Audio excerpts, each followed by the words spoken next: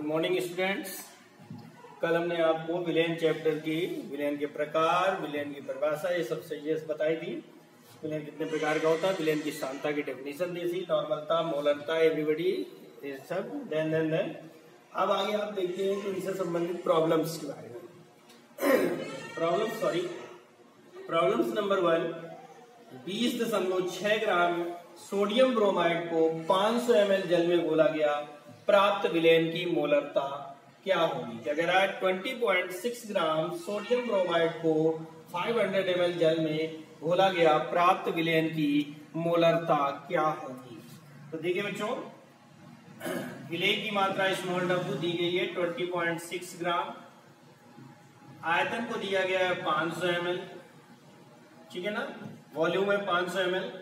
Sodium bromide NaBr का अणुभार, molecular weight m equal to sodium का 23 परमाणु भार होता है, एटॉमिक वेट होता है, और Br का 80 होता है। टोटल करेंगे तो 103 आ जाएगा, ठीक है ना।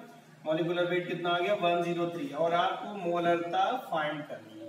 तो capital M equal to question mark, formula होता है कैपिटल M यानी मोलरता इक्वल टू विलेय की मात्रा इंटू 1000 अपॉन स्मॉल m यानी मॉलिक्यूलर वेट इंटू वॉल्यूम, ठीक है ना। स्मॉल w की वैल्यू कितनी है, 20.6 ग्राम, ठीक है, मल्टीप्लाई 1000 अपॉन 103 इंटू वॉल्यूम कितना है 500 ml। तो 5 2 जा 10 यानी 2 बार में डिवाइड हो जाएगा।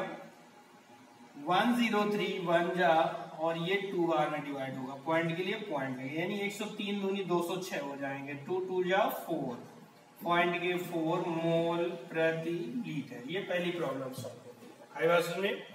सेकंड प्रॉब्लम इसी तरह देखिए,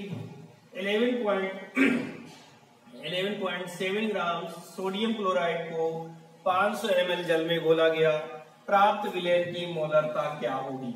विलेय की मात्रा दी गई है 11.7 ग्राम, ठीक है ना, वॉल्यूम दिया गया है 500 ml, सोडियम क्लोराइड का molecular weight small m equal to 58.5 होता है, और मोलरता आपको फाइंड करनी है, मोलरता इक्वल टू क्वेश्चन मार्क, ठीक है। अब आगे हम क्या करते हैं, आपको मालूम है फार्मूला, मोलरता equal to small w into 1000 upon small m into v। Small w की वैल्यू है 11.7 इंटू 1000 अपॉन m का 58.5 इंटू v, वॉल्यूम है 500 ml। एक पॉइंट जो है एक डिजिट बाद है, एक अंक बाद है, तो पॉइंट से पॉइंट कैंसिल हो जाएगा। 117 एकम 17, 117 पंजे 585, 500 2 जा 1000 यानी 2/5 इक्वल टू डिवाइड करेंगे तो 0.4 मोल प्रति लीटर। आई बात समझ में। अगर कोई प्रॉब्लम्स हो तो पूछ सकते हैं। प्रॉब्लम नंबर 3, 450 ग्राम जल में एसीटोन के 5.8 ग्राम घोले गए विलेय और विलायक के मोल प्रभाव की गणना कीजिए। एक बार फिर से क्वेश्चन, 450 ग्राम जल में एसीटोन के 5.8 ग्राम घोले गए विलेय तथा विलायक के मोल प्रभाव की गणना कीजिए। तो देखिए यहाँ पर हमारा जो कम मात्रा में होता है वो विलेय होता है, जो ज्यादा मात्रा में होता है वो विलायक होता है, ठीक है ना। तो यहाँ पर हमारा एसीटोन विलेय का काम करेगा और जल जो है वो विलायक का काम करेगा। तो हम लिख देते हैं एक तरह एसीटोन। एसीटोन का बच्चों फार्मूला होता है CH3COCH3, ठीक है ना, एसीटोन के लिए। और दूसरी साइड में लिख देंगे हम जल।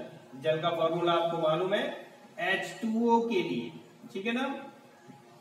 जो विलेय होता है, विलेय की सभी क्वांटिटीज को स्मॉल लेटर में नोट करते हैं। तो स्मॉल w इक्वल टू है 5.8 ग्राम। स्मॉल m क्या होगा यहाँ पर, एसीटोन का मॉलिक्यूलर वेट क्या होगा, एसीटोन का मॉलिक्यूलर वेट ये होता है 58, ठीक है ना। और यहाँ पर जल की, क्योंकि ये सॉल्वेंट है, सॉल्वेंट की मात्रा को कैपिटल लेटर में डिनोट करते हैं, तो 450 ग्राम्स, और कैपिटल M यानी कि मॉलिक्यूलर वेट हो जाएगा इसका 80, ठीक है। अब हम इधर निकाल लेते हैं एसीटोन के मोल, या लिख सकते हैं विलेय के मोल, ठीक है ना। एसीटोन के मोल को हम स्मॉल लेटर से लिखेंगे, equal to small w upon small m। Small w कितना है 5.8 अपॉन 58 इक्वल टू पॉइंट के 1 मोल आ जाते हैं। कितने आ जाएंगे? पॉइंट के 1 मोल। इनको काटेंगे तो पॉइंट के 1 मोल। इसी तरह इधर आ जाएंगे तो विलायक लिख देंगे, या फिर लिख सकते हैं जल के मोल। ठीक है ना। जल के मोल को कैपिटल एन से डिनोट करेंगे, कैपिटल W बटे कैपिटल एन। कैपिटल W का मान है 450 अपॉन 18। ठीक है ना। इसको डिवाइड करेंगे तो 18 2 जा 36, 9 बचेगा, 90 हो जाएगा, 18 5 जा 90, तो ये हो जाएगा 25 मोल, 25 मोल आ जाते हैं। ठीक है ना। कितना आ गया? 25 मोल। अब क्या करेंगे? आप यहाँ पर लिखेंगे विलयन की कुल मोल। विलयन की कुल मोल इक्वल टू हो जाएगा small N plus capital N. तो स्मॉल एन की वैल्यू कितनी है? पॉइंट के 1 है और इसकी 25 है। इसको अगर हम ऐड करेंगे तो 25.1 मोल, ये आ गए हमारे विलयन की कुल मोल। ठीक है ना। कितना आ गया? विलयन के कुल मोल आ गए। अब आगे चलते हैं हम यहाँ पर कि आगे हम डिनोट करते हैं तो आपको आएगा बच्चों, यहाँ लिख सकते हैं एसीटोन का मोल प्रभाज। एसीटोन का मोल प्रभाज। ठीक है ना। मोल प्रभाज। एसीटोन का मोल प्रभाज बराबर होता है, चूंकि ये विलेय है तो small n upon small N plus capital n. Small N की वैल्यू 0.1 और ये हो जाएगी 25.1। पॉइंट से पॉइंट डिवाइड हो जाएगा, कट जाएगा। अगर हम यहाँ पर क्या करेंगे 251 का डिवाइड करेंगे 1 में, भाग में जाएगा तो बिंदी हो जाएगी। ठीक है ना। पॉइंट लगाया बिंदी, अब भी नहीं जाएगा, अब भी नहीं जाता तो इतना हो जाएगा। अब ये 3 टाइम्स जाएगा, 3 एकम 3, 3 पचे 15 और 3 दूनी 6 और 1 7। यहाँ पर 10 में 3 7 और 9 में 5 गए 4, 9 में 7 गए 2, 0 बढ़ाएंगे, ये समथिंग 8 बार चलेगा तो ये आ जाएगा 0.0038। ये हो गया एसीटोन का मोल प्रभाज। ठीक है। आगे आपका लगाते हैं यहाँ पर जल का मोल प्रभाज। जल हमारा सॉल्वेंट है, विलायक है, तो यहाँ पर लिखेंगे capital n upon small N plus capital n. इसका है 25 कैपिटल एन का मान, इसका हो जाएगा 25.1।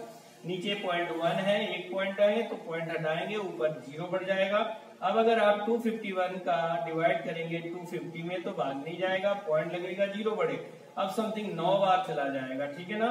तो ये हो जाएगा 9 एकम 9, 9 बना 45 की 5 और 9 दूनी 18, 18 4 22, 10 में 9 1, 9 में 5 गए 4, 4 में 2 गए 2। अब ये फिर से 9 बार चला जाएगा तो इसका आंसर हो जाएगा 0.99। ठीक है ना। इस तरह से आपको एसीटोन और जल दोनों के मोल प्रभाज की गणना हो जाती है। आई बात समझ में? चलिए बच्चों, प्रॉब्लम नंबर 4 क्या कह रहा है? 0.2 m H2SO4 विलयन बनाने के लिए 250 ml जल में अम्ल के कितने ग्राम घोलने पड़ेंगे। ठीक है ना। तो अब इस प्रॉब्लम नंबर 4 को अगर हम सॉल्व करते हैं तो देखिए कैपिटल M 0.2 कैपिटल M दिया हुआ है, मतलब मोलरता दी गई है। क्या दी गई है? मोलरता। तो मोलरता इक्वल टू हो जाएगा 0.2 M दी गई है। ठीक है ना। इसके बाद हम निकाल लेते हैं वॉल्यूम। वॉल्यूम दिया हुआ है 250 ml। क्या दिया हुआ है? 250 ml। ठीक है ना। H2SO4 का मॉलिक्यूलर वेट, H2SO4 का मॉलिक्यूलर वेट इक्वल टू 90 और आपसे पूछ रहा है कि W equal to question mark. कह रहा कितने ग्राम घोलने पड़ेंगे, मतलब क्वांटिटी पूछ रहा है, वेट पूछ रहा है, W पूछ रहा है। तो आपको फॉर्मूला मोलरता वाला ही लगाना है, small w into 1000 upon small m into v। ठीक है ना। अब अगर हम स्मॉल w इक्वल टू पक्षांतर करते हैं तो capital M into small m into v upon 1000। तो कैपिटल M की वैल्यू कितनी है? 0.2 और स्मॉल m की है 98 और v है आपका 250। ठीक है ना। अपॉन 1000, 250 चौको 1000। ठीक है ना। 4 बार में कट जाएगा और 0.1 2 2 जा 4, 2 एकम 2, 2 दूनी 4। अब 2 से काटेंगे तो ये हो जाएगा 49। यानी आ गया पॉइंट के 1 इंटू 49 इक्वल टू 4.9 ग्राम घोलने पड़ेंगे। यानी 250.2 mH4 विलयन बनाने के लिए 250 ml जल में अम्ल के 4.9 ग्राम घोलने होंगे। कितने? 4.9 ग्राम घोलने होंगे। अगला प्रॉब्लम नंबर 5 कह रहा है, अब देखो इसमें भी कैपिटल एम दिया हुआ है, यानी मोलरता इक्वल टू 0.3 m दी गई है, ठीक है ना। और विलयन की नॉर्मलता इक्वल टू क्वेश्चन मार्क पूछा है, ठीक है ना। अब आप क्या करते हैं, H3PO4 का मॉलिक्यूलर वेट इक्वल टू 98, ठीक है ना। लेकिन यहां पर हमें H3PO4 का इक्विवेलेंट वेट, तुल्यांकी भार भी ज्ञात करना है, ठीक है ना। वो कैसे निकालेंगे? H3PO4 ऑर्थोफॉस्फोरिक अम्ल होता है। अम्ल का जब तुल्यांकी भार निकालते हैं तो अम्ल का अणुभार बटे विस्थापित हाइड्रोजन परमाणुओं की संख्या, यहाँ पर 3 हाइड्रोजन परमाणु विस्थापित होंगे तो ये आपका आ जाएगा 98/3, ठीक है ना। अब आप एक फॉर्मूला होता है मोलरता, सिंबल में लिखते हैं मोलरता into molecular weight is equal to नॉर्मलता इंटू तुल्यांकी भार, इक्विवेलेंट वेट, ठीक है ना। मोलरता इंटू मॉलिक्यूलर वेट बराबर इक्वल टू नॉर्मलता इंटू इक्विवेलेंट वेट, तुल्यांकी भार। मोलरता हमारी दी गई है 0.3, ठीक है ना। इक्विवेलेंट वेट है 98, नॉर्मलता कितनी है हमारी, निकालना है आपको, फाइंड करना है। तुल्यांकी भार कितना है आपका 98/3। तो हम नॉर्मलता इक्वल टू अगर पक्षांतर करते हैं तो 0.3 इंटू 98 इंटू 3, ये 3 कहाँ जाएगा, मल्टीप्लाई में हो जाएगा, और ये वाला 98 जो है अपॉन में चला जाएगा। 98 से 98 कैंसिल हो जाएगा, 3 3 या 9, 0.9, ठीक है ना। ये आपकी नॉर्मलता फाइंड हो जाएगी, कितनी आ जाएगी 0.9, ठीक है।